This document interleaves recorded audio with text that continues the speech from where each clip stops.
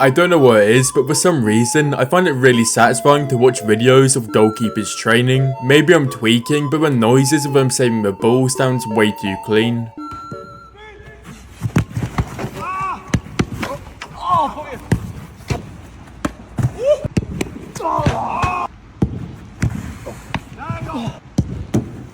The first 20 dudes are really sacrificial lambs. They're going to die. The morale of the group has got to be great because 20 of you know you're going to die. The other 80 have to figure out a plan to actually hurt the gorilla. And in the end, I think all 100 men die. The craziest thing about this video is that this guy pretty much has no ACL left, but he's still competing in some insanely difficult sports. It's like, there used to be an ACL just stretched. And there used to be an ACL. But now it's just like, the only thing that's stopping is like skin. If I pull it further, you can just keep going. So, if this isn't peak, don't know what is. I've seen loads and loads of YouTubers do this trend, but it's nice seeing a policeman do it with actual gear.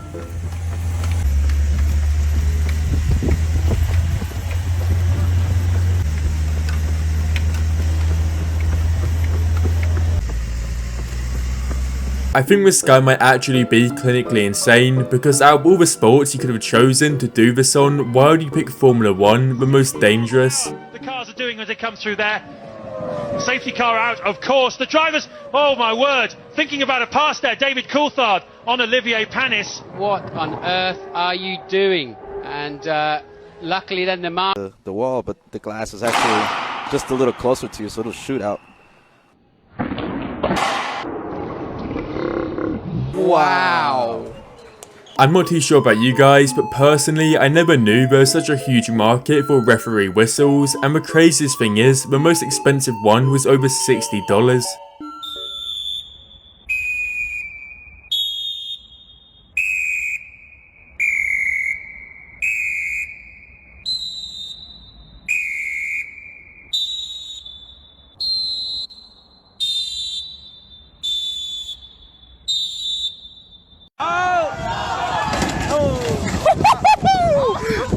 Yes. I'm not entirely sure how much a banner of this size must have cost, but I think we all know that it would have been a lot of money. It is kind of cringe then how this guy decided to rip a hole in it for no reason.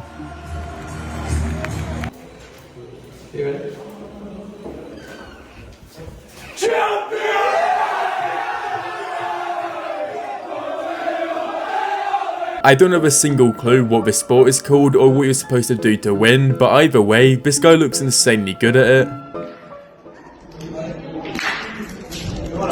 You can 100% tell that this guy used to be a goated tennis player when he was younger, because he's in his 60s now and he's still cooking.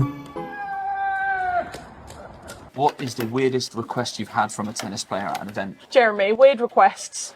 Has Jeremy had some weird ones? Yeah, we were talking about it the other day, weren't we? Weird requests from players. There is one that I've had, which is to do a logo the other way round. The reason behind it was quite weird. So they put the logo. They put the logo the down. other way round, and that was because of the weight of the ink on the strings. They thought it made a difference to the feel of the racket. I've heard about friction. After watching this video, I think I've realised that I need to push myself to failure more, because I've never got to a point where my muscles are acting like this. This guy definitely did gain quite a few places, but in a race, he was supposed to take the same course as everyone else, so I guess this could be considered as cheating. Let me know down below what you think about this in the comments. We have located the single seat. It's in section 610. Also, these stairs, insane. And if we sound out of breath, it's because we're dying. We're almost there though. So we've got two single seats here, just on the edge. This is the view. Spectacular for about 80%, 90% of the field. Maybe I'm tweaking, but I swear it would taste so nice eating a compressed cube burger. As much as a normal burger. To make them, I used a hydraulic press to compress them as much as possible. The wildest thing about this video is that this guy is doing this with pretty much the most minimal safety gear. The only gear he has is the stuff in his hands. If he ends up falling over and landing on the road, that's not going to be very yummy for him. Forget me now. Me as a prime strongman, like I was 430 pounds. I genuinely think 2 not one. I think one would get mauled to death, but I think two Eddie Hulls at the prime with a combined weight of 860 pounds would dominate a gorilla. It would just pin it down and just hammer fist it to death. I think two big Eddie Hulls would do the job. It's actually wild how people like this exist and we're legally allowed to drive and vote. The guy in the red shirt really picked up the guy in the wheelchair and he made it look a little bit too easy. I think even the guy in the wheelchair was surprised how easy it was. In this archery competition, this guy's almost first place and he ended up getting a really good shot, so he thought he secured the first place, but then this happened. Leaves very little room. A massive hug from Braden Galantine, but there's still a chance for Jalkar. 10. Oh, that is exceptionally. That's a bigger one. Oh gosh darn it. Dude, what's your problem? This isn't your hole. This is my hole. Why are you in this hole? Ah, there he goes. If you watch this video back in 0.25 speed, you'll see how insanely close this guy was to actually hitting his friend's fingers. Favorite Grundy for nominating me for the USC Ice Bucket Challenge. I'd like to nominate Maya Cupson, Adam Short, and JP Strigley. Would I be able to ride down there? Would you be able to ride down here? I mean, I'm reading a book, relaxing, kind of fuck up my groove. It's a lot to ask for, like I said.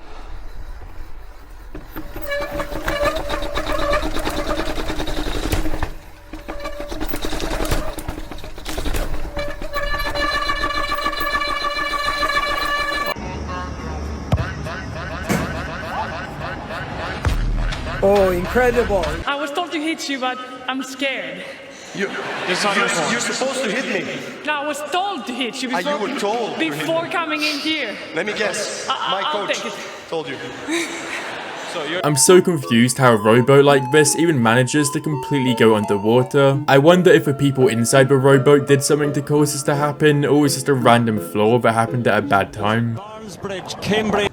3, 2, 1, go. Nice.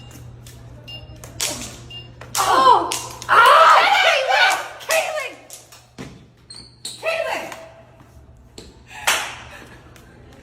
Holly! It might sound like I'm hating on this guy for no reason, and even though I am hating on him, there is a good reason, because this guy might be the most childish tennis player ever. The opponent ended up scoring quite a lucky shot on the guy, but after, for whatever reason, he decided to just start messing around and refusing to play.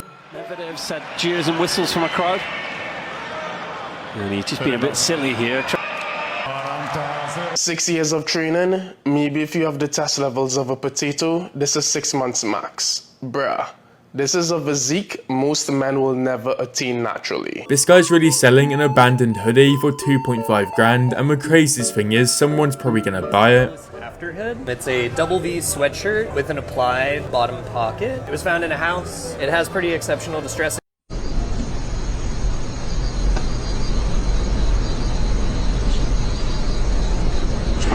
I have no idea how practical legs like this are since I'm not an amputee, but I'm not gonna lie, from the outside view it actually looks sick and it looks so much better than the normal ones. What I thought was really cool is I've actually never been able to do this move in the gym. I'm just transitioning. For sure. I agree. I think yeah, if you're Bushaw or Leo, oh, they are stopping the race midway through. Wow. Corey, I don't know if I've ever seen anything like this before. I haven't either. If you're still watching the video, thank you so much, and if you're enjoying it so far, make sure to leave a like and subscribe.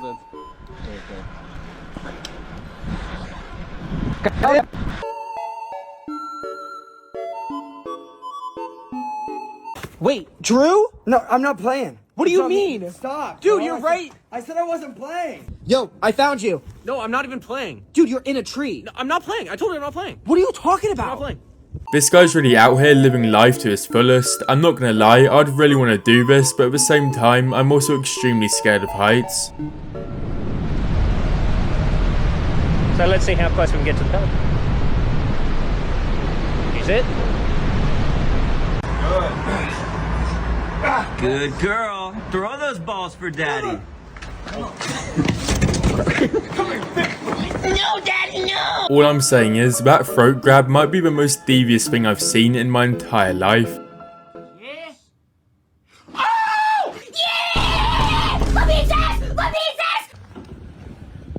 Are you all right? Yeah, my back's hurting, but Oh my Holy god. shit. fell off. Don't worry, this guy's completely okay and he didn't even get injured, even though when he fell down it looked like a pretty nasty fall. My goodness, bro, your body looks great, bro. How tall are you? I'm 6'5". You're 6'5", a great body, handsome face. Listen, bro, listen. I can't be the only person who's insanely impressed how the commentators managed to identify this guy even though him and his bike are completely covered in dirt. Who's this? That's RJ. Another one for RJ. This has been brutal. My doctor told me I am a textbook example of classic Raynaud's disease, so yay, finally I'm a good example of something. So basically what happens is that in periods of high stress like cold weather, the arteries in my extremities, often usually my left hand here, shuts down and prevents blood flow getting in there. That's why it's white. If you made it all the way to the end of the video, thank you so much for watching, and if you enjoyed it, make sure to leave a like and subscribe, and I'll see you in the next video. Nice and composed, doesn't he? Different steering mechanism, different style for the rider. He's probably the smoothest through there that we've seen. And the Belgian cobbles, no problem at all. Really got this one under control. Here's Big Air, fine through there. Might need a bit more speed. See if he can get that in the final part of this steep circuit here in Brussels and down to the finish line. That's, oh, look at that! It was going so well. He loved it.